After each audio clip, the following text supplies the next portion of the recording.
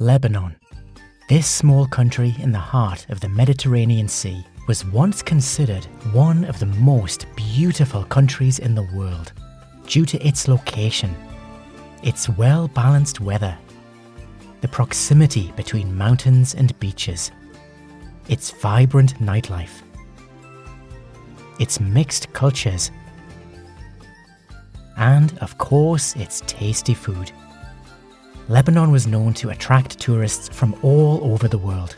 With more than 2 million tourists per year, the tourism sector was one of the biggest pillars of the Lebanese economy. Unfortunately, this has changed, and Lebanon is now facing the biggest, tumultuous, cataclysmic financial crisis the country has ever seen. In this video, we will see together the reasons behind this crisis and what lessons can we learn from it. So, keep watching till the end, and of course, destroy that like button if you haven't done that already. For any country to flourish, it should rely on multiple sources of income. It should have solid agriculture, competitive industries, stability and tourism, and of course, an entrepreneurship hub that pushes individuals to create and innovate, thus taking the country's economy to the next level. But Lebanon's business model was different. Lebanon's agriculture and industry are practically non-existent, so Lebanon relies heavily on importation to satisfy its population needs. And to import, Lebanon needed foreign currencies, mainly dollars. So how did the Lebanese state get the dollars it needed all these years? Well, the first revenue stream of fresh dollars for the Lebanese state was the tourism sector. Lebanon attracted, on average, 2 million tourists per year, mainly from the Arab Gulf, Europe, the USA, Canada and Australia. The second biggest revenue stream of fresh dollars came from the Lebanese banking sector. The banks in Lebanon used to offer high interest rates on dollars and Lebanese pounds deposits. We are talking about interest rates that could vary from 5% to 20%, depending on the currency and the amount of deposit money. Crazy, right? You can make a fortune with these rates. That's why most Lebanese people used to just put their money in the banks and enjoyed the good profit they were making on interest. They trusted the system, they trusted their banks, and they never questioned these crazy interest rates. They thought that their money was in good hands. But they were mistaken.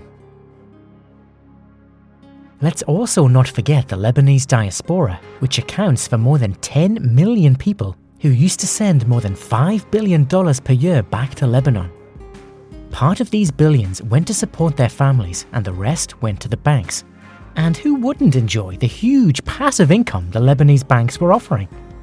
Imagine that if one person had a $1 million bank account with a 10% interest rate, he could sit on $100,000 passive income per year without any effort, which is equivalent to almost $8,300 per month.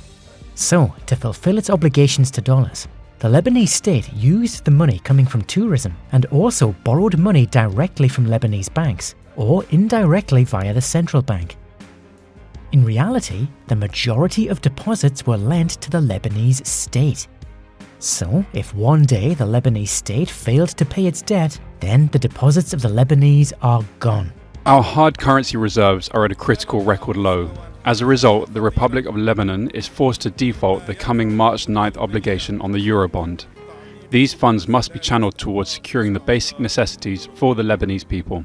Instead of spending the money to encourage agriculture and industry, to boost exports and bring dollars to the country, and to pay back the debt, the Lebanese government spent a lot of money to maintain a peg that links the Lebanese pound to the US dollar. Lebanon enjoyed a stable currency for almost 30 years. This gave the Lebanese people a good purchasing power compared to their neighbours in Syria, Egypt, Iraq and Turkey. So a couple of Lebanese senior school teachers could easily afford 4 iPhones in their home, 1 Mercedes, 1 BMW and 1 maid. This is a luxury when compared to a similar family in Syria, Egypt, Iraq and Turkey. Apart from the money used to stabilise the Lebanese currency, a huge part of the money went through corruption. Lebanon has been ruled since 1992 by a bunch of corrupted governments and politicians who never missed an opportunity to rob the Lebanese people's money and move it to their fat bank accounts abroad. And part of the money went to finance the public sector.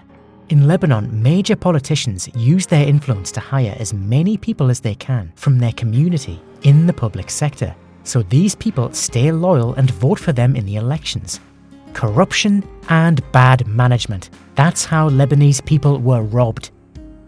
They deposited their money in banks. The banks lent their money to the state. The governments wasted it.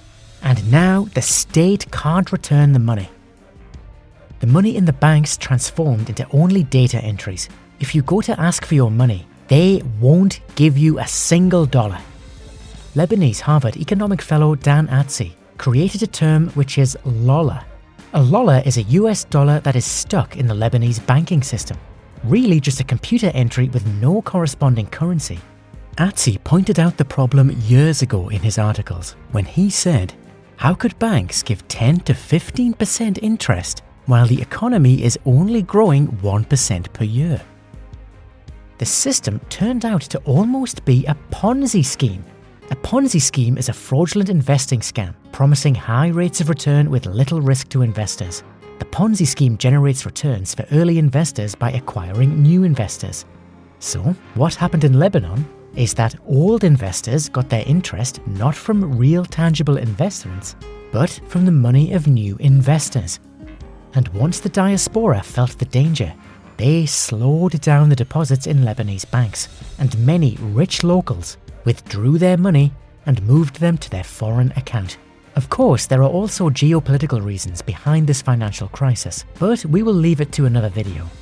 So, all that we have talked about so far led to a huge shortage in real, tangible dollars, which resulted in a great devaluation of local currency. And since Lebanon relies a lot on imports, the price of imported goods increased, which drove inflation to unprecedented records. This situation is expected to worsen with no fresh dollars in the country. The local currency is expected to devalue more. Inflation is expected to rise. Both private and public sectors are suffering. Thousands of Lebanese have lost their jobs, and the unemployment rate is skyrocketing. The number of Lebanese living under the poverty line is increasing dramatically. The absence of dollars led to a shortage of fuel and of medical devices. Lebanese citizens suffer daily power cuts, varying from 3 to 6 hours. Thousands of talented individuals are preparing to pack their bags and leave Lebanon. This small, lovable country is facing one of its darkest days. Lebanon was once known as the Switzerland of the Middle East due to its beautiful nature and its solid banking sector. Now, Lebanon is heading towards being the Venezuela of the Middle East. Please share in the comments, what do you think will happen? Is there a solution to the Lebanese problem? Or will the destiny of the Lebanese be starvation until further notice? So, what we should learn from Lebanon's story is that a country or an individual should not rely on 1 or 2 sources of income. It is very risky. That's why you should have many sources of income.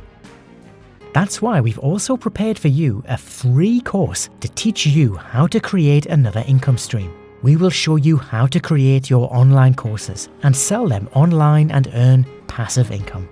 This is far from being a get-rich-quick method. There's a lot of work to be done up front. So, if you're willing to work and then enjoy passive income falling into your bank account, all you have to do is to click in the first link in the description to get access to our free course. And of course, don't forget to destroy the like button and subscribe. By the way, if you're still here while the music is running, here are 2 videos that you'll love watching. The first one will show you the one thing that rich people buy that poor people don't, and the second one will show you how to become a millionaire in your 20s or early 30s. Just click on either one of them on the screen right here.